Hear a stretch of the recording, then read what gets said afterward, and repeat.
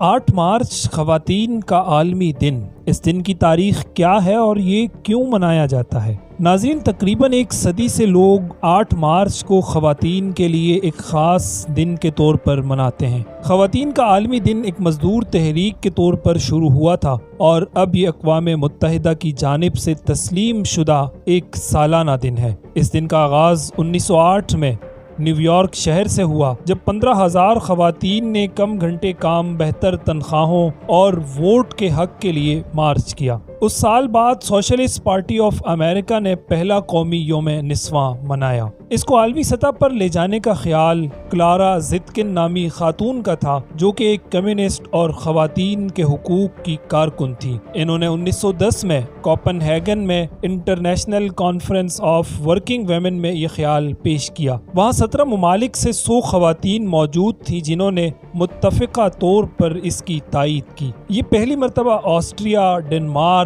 جرمنی اور سوئٹزرلینڈ میں 1911 میں منایا گیا۔ اس کے 100 سال 2011 میں پورے ہوئے، مگر گزشتہ چند سالوں سے ہم نے دیکھا کہ اس دن کا رخ تبدیل کر دیا گیا ہے۔ یہ ایک سوچے سمجھے منصوبے کے تحت ہوا یا اچانک، کچھ نہیں کہا جا سکتا۔ البتہ عورت مارچ کے نام پر بد تہذیبی، بے حیائی، فحش گوئی اور بدتمیزی کا جو طوفان گزشتہ کچھ سالوں سے دیکھنے میں آیا، نہایت افسوسناک ہے۔ پاکستان میں گزشتہ کچھ عرصے سے ہر سال منعقد ہونے والا عورت مارچ مختلف طبقوں کی طرف سے مختلف قسم کی تنقید کی زد میں رہا ہے۔ کوئی کہتا ہے کہ عورت مارچ ہونا ہی نہیں چاہیے، تو کسی کو اس مارچ کے احتجاج کے طریقہ کار پر اعتراض ہے۔ کچھ لوگ ایسے ہیں جنہیں اس مارچ کے نعرے نہیں پسند آتے۔ عوام کے ساتھ ساتھ انتظامیہ کی جانب سے بھی اس مارچ کو آخری دن تک اجازت نامے جاری کرنے کے حوالے سے بھی مسائل کا سامنا رہتا ہے۔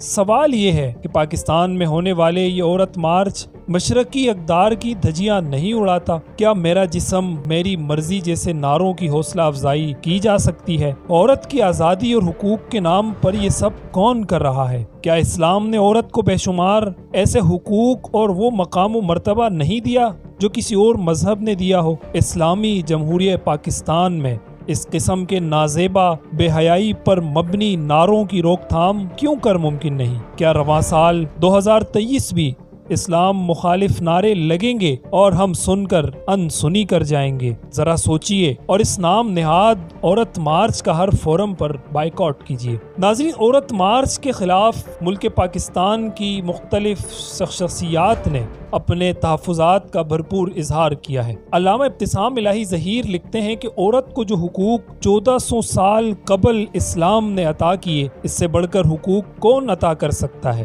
سڑکوں پر بے حیائی، بے شرمی، زناکاری، بد کرداری اور ہم جنس پرستی کی حمایت میں لگائے جانے والے نعروں کا عورتوں کے حقوق سے کوئی تعلق نہیں۔ عورت مارچ اسلام، نظریہ پاکستان اور وطن دشمنی پر مبنی مارچ ہے۔ علامہ ابتسام الہی ظہیر نے مزید لکھا کہ عورت مارچ بیٹیوں کو گھر سے بھاگنے، بیویوں کو طلاق اور خلا لینے، بہنوں کو بھائیوں سے جھگڑنے اور ماؤں کو بچوں کی کفالت سے دستبردار ہونے کا درس دیتا ہے۔ عورت مارچ عورتوں کو بد کرداری اور بے پردگی کی دعوت دیتا ہے۔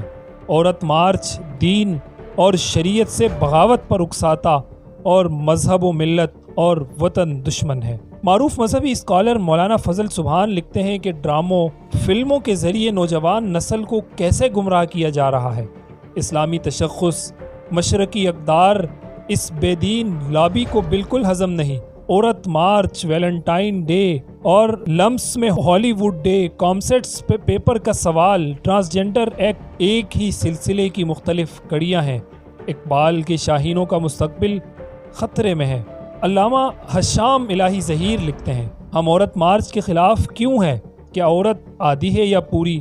ذو معنی نعرے، اگر میرا جسم میری مرضی درست نعرہ، تو پھر خودکشی کی اجازت کیوں نہیں؟ حقیقت یہ ہے، جسم بھی اللہ کا عطا کردہ اور مرضی بھی اسی کی چلے گی۔